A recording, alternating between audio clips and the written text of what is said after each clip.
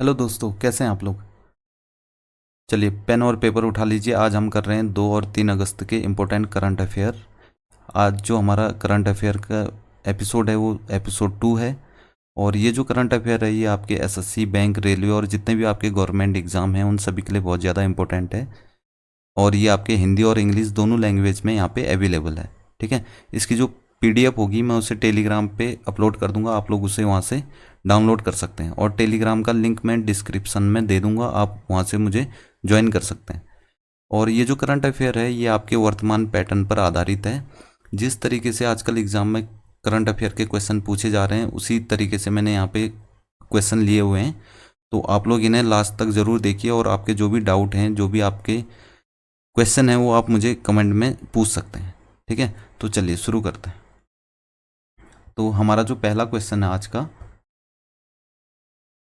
भगिनी प्रसूति सहायता योजना किस राज्य ने शुरू की है।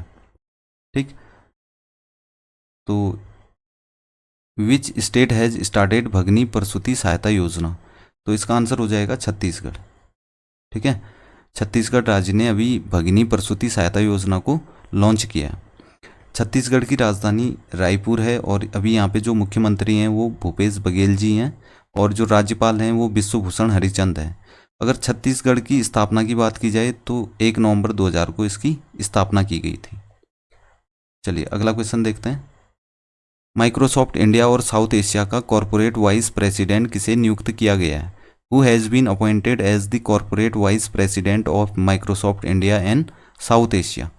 तो जो पुनीत चंडोक हैं उन्हें अभी माइक्रोसॉफ्ट इंडिया और साउथ एशिया का कॉरपोरेट वाइस प्रेसिडेंट नियुक्त किया गया।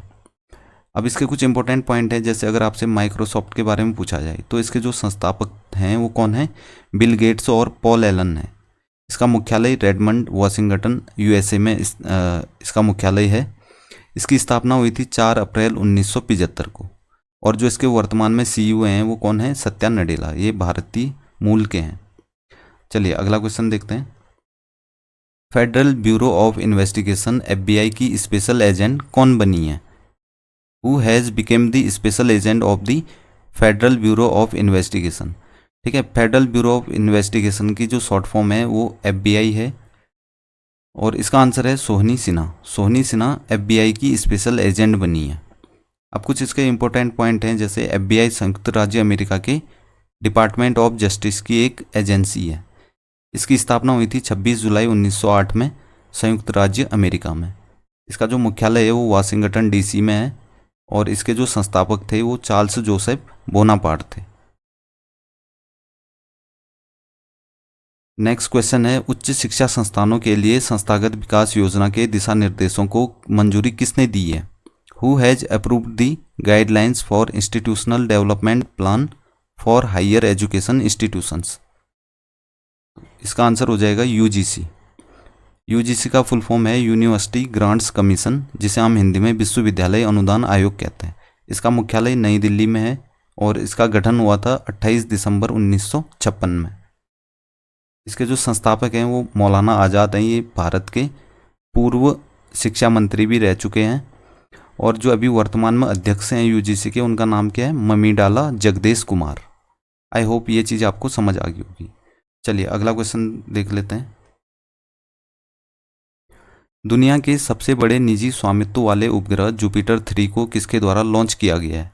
दी world's largest privately owned satellite Jupiter 3 has been launched by. तो इसको लॉन्च किसने किया है, स्पेस एक्स ने किया है। ठीक है, स्पेस एक्स ने दुनिया के सबसे बड़े निजी स्वामित्व वाले उपग्रह जुपिटर 3 को लॉन्च किया। अब देखिए जो स्पेस एक्स है उसका एक फाल्कन हैवी रॉकेट है जिसके द्वारा जुपिटर 3 ब्रॉडबैंड संचार उपग्रह को सफलतापूर्वक उसके कक्षा में लॉन्च किया है। ठीक है, इस उपग्रह को मैक्सार टेक्नोलॉजीज द्वारा बनाया गया है। और अगर इसका वजन पूछा जाए तो कितना है इसका वजन, 9 मीट्रिक टन। ठीक है, जो स्पेस एक्स है इसके संस्थापक हैं एलोन मस्क और टॉम मुलर। इसका मुख्यालय हॉथॉर्न कैलिफोर्निया यूएसए में है।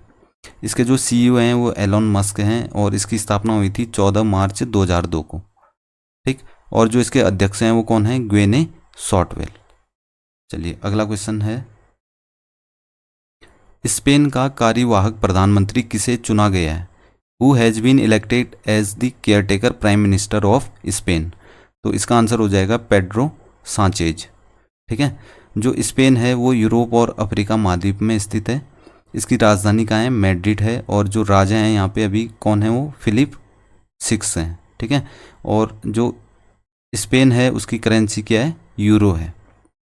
चलिए अगला क्वेश्चन देखते हैं। महाराष्ट्र राज्य सरकार द्वारा किस उद्योगपति को प्रथम उद्योग रत्न पुरस्कार से सम्मानित किया गया है? Which industrialist has been honoured with the first Udyog Ratna award by the Maharashtra state government. तो जो रतन टाटा जी हैं उन्हें अभी महाराष्ट्र सरकार द्वारा क्या किया गया है? प्रथम उद्योग रत्न पुरस्कार से सम्मानित किया गया है। ठीक है, महाराष्ट्र की राजधानी मुंबई है। इसके जो मुख्यमंत्री हैं उनका नाम है एकनाथ शिंदे और राज्यपाल हैं रमेश बैस। कुछ प्रमुख उत्सव हैं जैसे गुड़ी पड़वा, गणेश चतुर्थी, एलोरा महोत्सव और काला घोड़ा कला महोत्सव। ये क्या है? महाराष्ट्र के प्रमुख उत्सव हैं और ये क्वेश्चन एसएससी ने कई बार पूछा है। काला घोड़ा कला महोत्सव किस राज्य में मनाया जाता है? तो इसका आंसर हो जाएगा महाराष्ट्र। चलिए अगला क्वेश्चन देखते हैं। ISSF जूनियर चैंपियनशिप 2023 में कौन सा देश शीर्ष पर रहा है? Which country has topped the ISSF junior championship 2023। तो चाइना अभी यहाँ पे शीर्ष स्थान पर है। देखिए ये जो चैंपियनशिप हुई थी ये कहाँ पर हुई थी? रिपब्लिक ऑफ कोरिया के चांगवोन शूटिंग रेंज में आयोजित की गई थी। ये कौन सा संस्करण था? तीसरा संस्करण था। ठीक है, ये 3rd एडिशन था अभी इस चैंपियनशिप का। चीन ने 12 स्वर्ण, 9 रजत, 7 कांस्य पदक सहित कुल 28 पदक जीते और पहला स्थान प्राप्त किया, जबकि भारत ने 6 स्वर्ण, 6 रजत और 5 कांस्य सहित कुल 17 पदक प्राप्त करते हुए दूसरा स्थान प्राप्त किया। तो ये भी आपसे पूछ सकते हैं कि भारत का स्थान क्या था? तो दूसरा स्थान था। जो शुभम बिस्ला हैं उन्होंने 10 मीटर एयर पिस्टल पुरुष वर्ग में स्वर्ण पदक जीता। सैन्याम ने 10 मीटर एयर पिस्टल महिला वर्ग में स्वर्ण पदक जीता। और जो अभिनव 100 और गौतमी भनोट हैं उन्होंने 10 मीटर एयर राइफल मिश्रित टीम में स्वर्ण पदक जीता।